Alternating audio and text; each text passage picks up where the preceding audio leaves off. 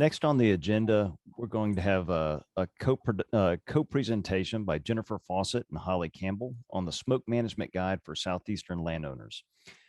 Jennifer is an extension associate with the Department of Forestry and Environmental Resources in North Carolina State University. And Holly is a public service assistant with the University of Georgia Warnell School of Forest and Natural Resources. Jennifer, you have the floor. Great. Thank you so much. Thanks, Kevin. And that was actually a really nice segue. So thank you, Jim. So hi, everyone. And thanks so much for inviting us and allowing us to share this information with you all.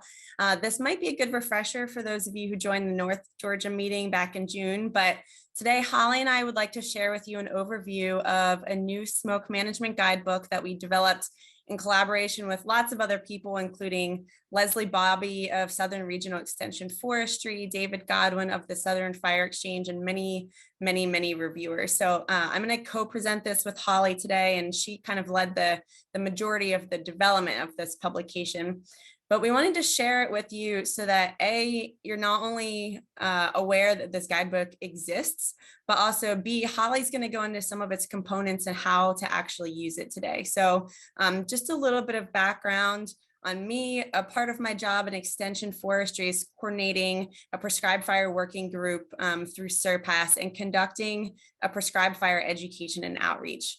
So our working group has a large focus on private lands because we know that most of the forests in the South are privately owned and we need more burning on private lands. But as we all know, with fire comes smoke.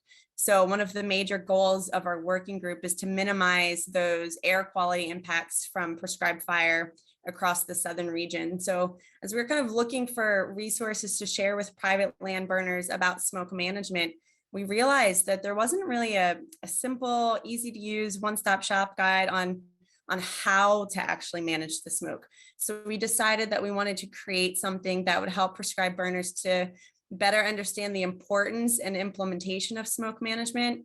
And that would be easy to access, easy to understand, have some simple step-by-step instructions that could be used when planning and implementing this burn. So this guidebook is what we came up with. And I'm going to start by giving a little bit more background on why it was created, and Holly will go into details what the guidebook includes. Okay, next. So this is the cover of the guidebook. The original idea actually spurred off from another guidebook that several of us have been working on for a couple years now, still working on, which is basically, it's going to be a Southeastern Prescribed Fire Guidebook for landowners and other non-NWCG burners.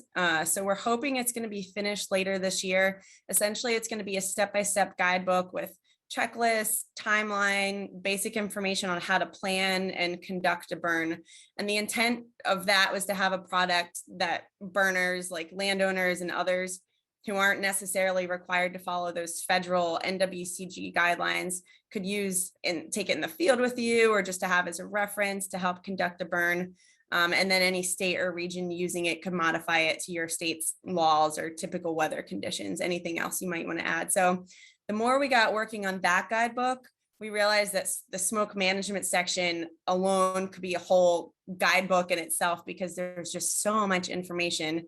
And like I mentioned before, nothing like that existed. So that's kind of what we proposed. That's how it kind of came to be. So we wanted to create a smoke management guidebook that could be a companion manual to that other guidebook that's in development that should be coming out soon. But yet could still be a standalone document. So that provides a lot more detail and goes into depth on topics such as weather and best smoke management practices. So that's really what this document is. Next slide. When we were thinking about starting the initial development of the guidebook, we reached out to the EPA, the Environmental Protection Agency in Region 4, since we already had a relationship with them through the SURPASS partnership. And we suggested this guidebook to them as something that we could develop. There was a need for it. Nothing like that existed. They also thought it was a good idea. So they actually helped to fund some of its development.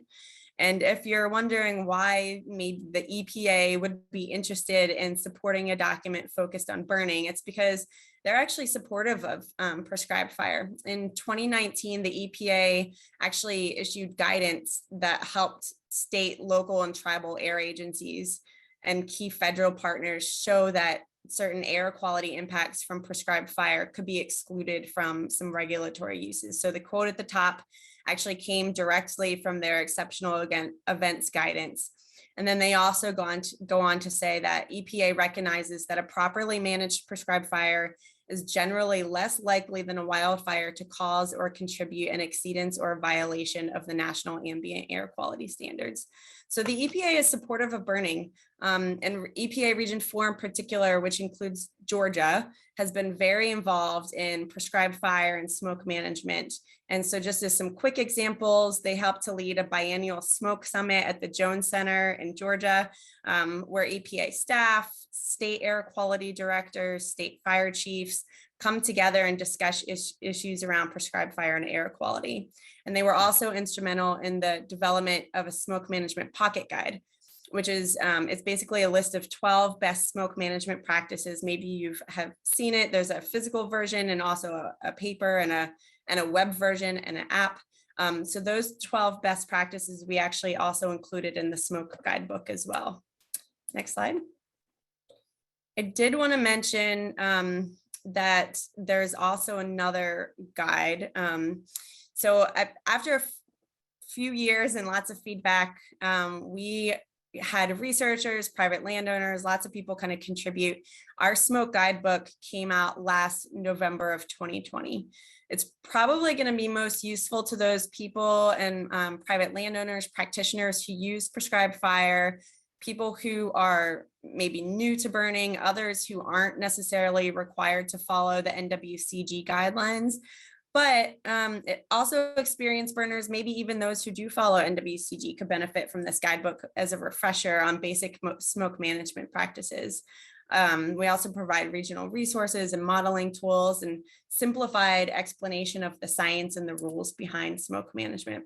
So this other smoke management guide on the right, some of the authors of that guide, so that's the NWCG guidebook, maybe some of you are familiar with. Some of the authors of that guide also served as reviewers for our guidebook. So we're very thankful that they could help us with ours. And there are some differences between the two guides, though. The main one being that the NWCG guide includes some extra information that's needed by those agencies who follow NWCG, whereas we try to really keep ours as basic as possible while still trying to include as much information as needed for smoke management, but not all the extra detail that wasn't necessarily needed.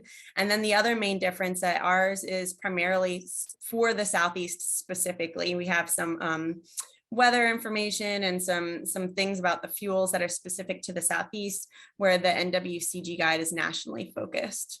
So for those of you who do follow the NWCG, the updated guide, that one came out also last November around the same time as ours. And so if you haven't seen it, do check it out. Next. So you heard Tim mention this morning about the continued need to promote the value of prescribed fire. And you can go to the next slide, Holly.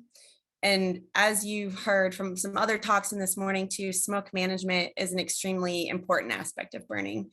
So as a prescribed fire community, in order for us to continue burning, we really need to be able to manage our smoke for both public health and acceptance of fire. So our goal of the guidebook is to help Southeastern landowners understand smoke management for prescribed burning and various techniques that can be used to help manage the smoke that's created. And then you can see here some of our specific objectives related to describing smoke management with simple terms, explanations, the importance of smoke management, providing those step-by-step recommendations, and then all the various different resources that are available. So now I'm going to pass it off to Holly to go into some of the specific components of the guidebook.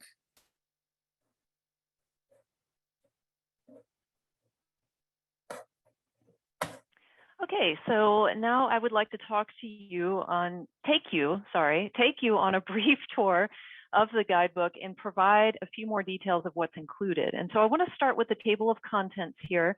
So if any of you have seen the guidebook, we have a brief introduction. We talk in a simplified but yet detailed overview of importance of smoke management. We also include this step-by-step guide part of the guidebook. And we have a brief conclusion, references, and appendices. And so the areas or the different sections or parts here, rather, I should say, different parts of the guidebook that are in bold here, I'm going to go over in a little bit more detail. So the first main section of the guidebook provides an overview of important smoke management considerations, and it begins with an overview of why smoke management is important, followed by a definition of smoke and combustion. So for example, the lower left image provides readers a visual of the phases of combustion and emissions. The next section is a detailed yet still simplified overview of factors that affect smoke. So the diagram to the right covers the factors that we've included in the guidebook. And in this section, we provide a detailed overview of atmospheric and weather conditions and their effect on smoke. And we have, this is one diagram that we have in that part of the section. And we also detail other factors of prescribed burn that influence smoke impacts, such as a chosen firing technique, fuel characteristics, burn size and duration, proximity to urban areas, and much more. So following the section on factors that affect smoke, we elaborate on smoke impacts on health and safety, such as how specific emissions affect human health, people most affected by smoke, and transportation safety. And then the next section provides an overview on air quality regulation, which includes mention of a state's smoke management program and an overview of federal, state, local, and tribal laws and regulations. So this section is followed by an overview on nuisance smoke, and we cover smoke mitigation recommendations, as well as prescribed burning liability related to smoke. So the second main part of the guidebook is a step-by-step section on smoke management, and it covers when planning, conducting, and evaluating a prescribed burn. And this section is based on, or I should say this part, I'm trying to divide that part, and then section is kind of underneath the parts, to get everyone confused. So this part is based on these 12 basic smoke management practices that Jen was just talking about. And these were developed by the Southeast Regional Partnership for Planning and Sustainability Prescribed Fire Work Group, as well as the Coalition of Prescribed Fire Councils. And this section begins with a timeline, which we'll see on this next slide. And then each section includes a checklist and detailed steps. So this is the timeline. And to the far left, the timeline begins out 6 months to a year prior to a burn. And this is really for someone who's burning a new tract or someone who's still new to burning. And so just giving them some considerations to think about.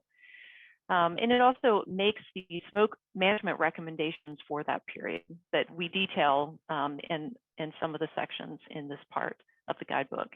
So moving to the right, the timeline covers smoke management recommendations on the days prior, the morning of the burn, during the burn, and then extends on to months, up to months after the burn when you're evaluating the effects of your smoke management. So the first section in this step-by-step part of the guidebook covers smoke management recommendations while planning a prescribed burn. So some recommendations include following state agency rules and programs, examining site fuel characteristics, observing weather, and much, much more.